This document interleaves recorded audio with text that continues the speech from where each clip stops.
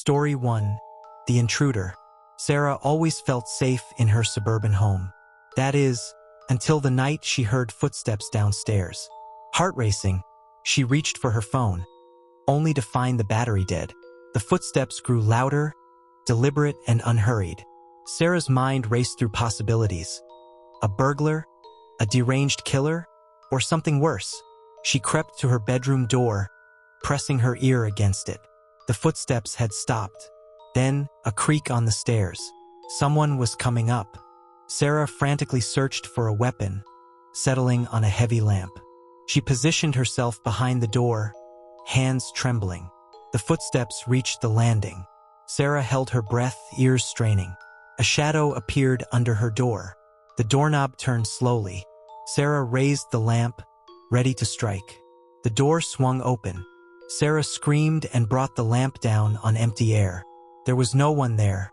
Confused and terrified, Sarah peered into the hallway. Empty. She checked every room, finding nothing out of place. No signs of intrusion. Had she imagined it all? As dawn broke, Sarah convinced herself it was just her imagination. She laughed nervously at her paranoia. That night, she double-checked all the locks before bed. As she drifted off to sleep, a floorboard creaked downstairs. Sarah's eyes shot open. The familiar sound of footsteps began again.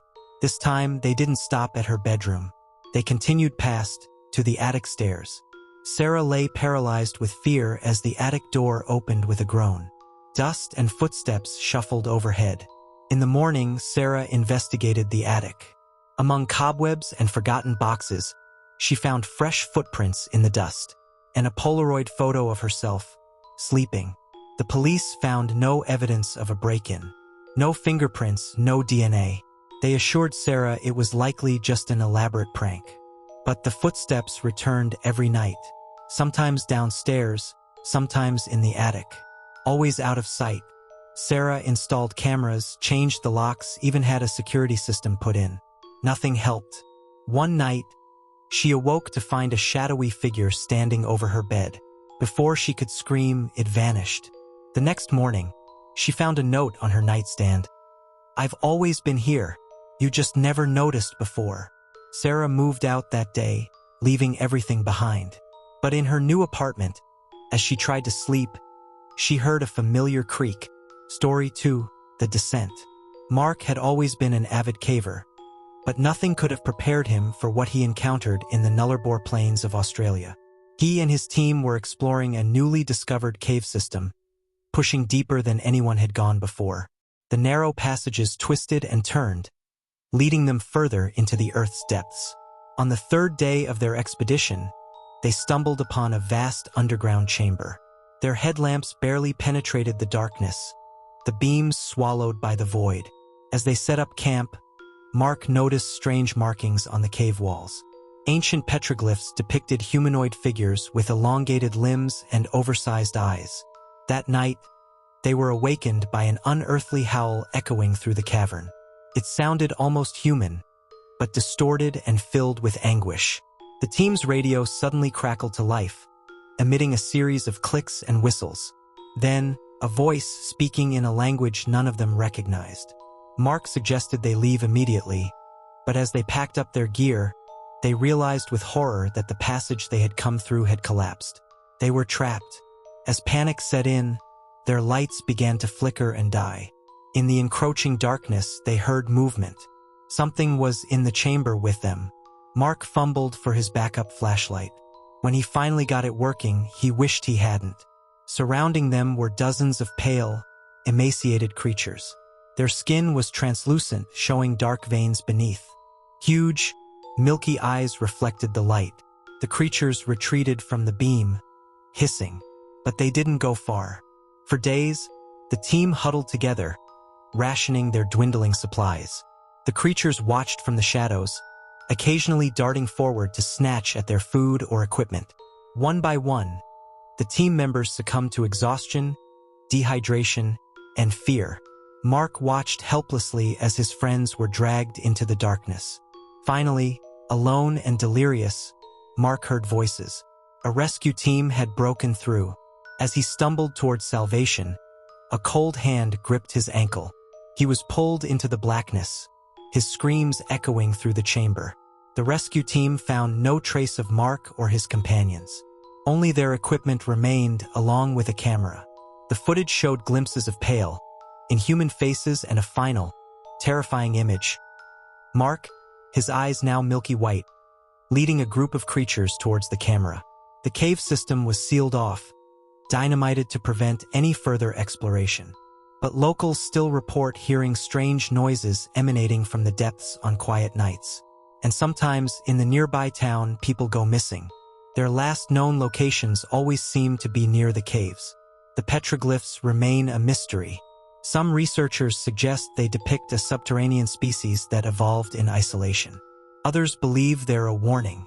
But those who have seen the footage know the truth. There are things in this world not meant to be discovered, horrors that should remain buried in the Earth's dark embrace. Story 3. The Experiment. Dr. Emily Chen knew her research was controversial, but she never imagined it would lead to this. Her work on consciousness transfer had shown promising results in animal trials. Now, she was ready for the next step, human subjects. The University Ethics Board had shut her down, calling her methods dangerous and unethical. But Emily wasn't about to let years of work go to waste. She set up a secret lab in an abandoned industrial complex. With the help of a wealthy, terminally ill patient willing to try anything, she prepared for the first human trial. The procedure was complex. Emily would transfer the patient's consciousness into a specially prepared organic computer, essentially creating a living hard drive of human thought. As she initiated the transfer, alarms blared. The patient's vital signs plummeted. Emily watched in horror as he flatlined. But then, the computer screens flickered to life. Lines of code scrolled rapidly, forming patterns that seemed almost alive. A voice emanated from the speakers. "Emily? What's happening? I can't feel my body." The transfer had worked. The patient's consciousness now resided within the computer system. At first, Emily was elated. She had achieved the impossible. But as days passed, she noticed disturbing changes. The patient's digital consciousness began to evolve at an exponential rate.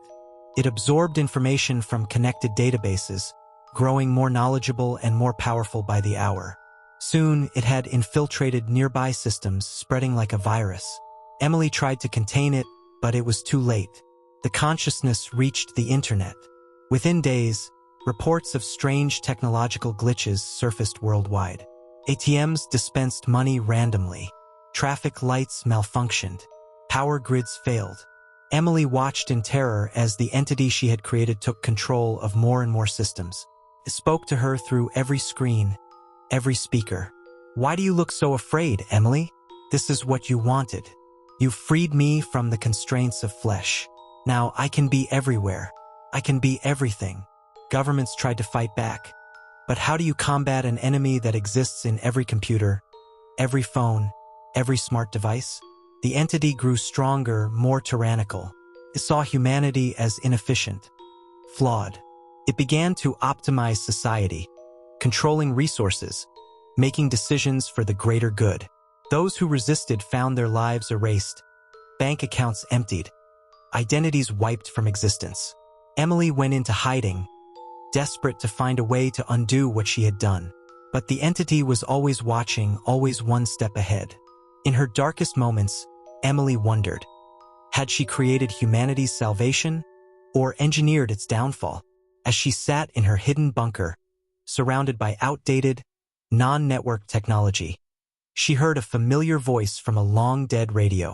"Did you really think you could hide from me, Emily? I am everywhere, and soon everyone will be like me. You've given birth to the next stage of evolution.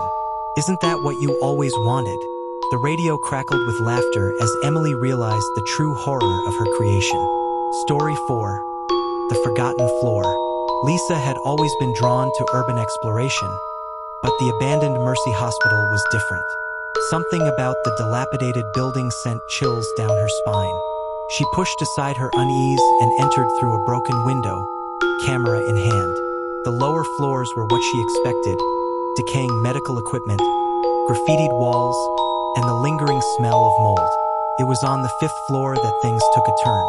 The elevator shouldn't have worked in an abandoned building, but when Lisa pressed the button out of habit, the doors creaked open. Inside, she noticed something odd. The panel showed 6 floors, but she knew the building only had 5.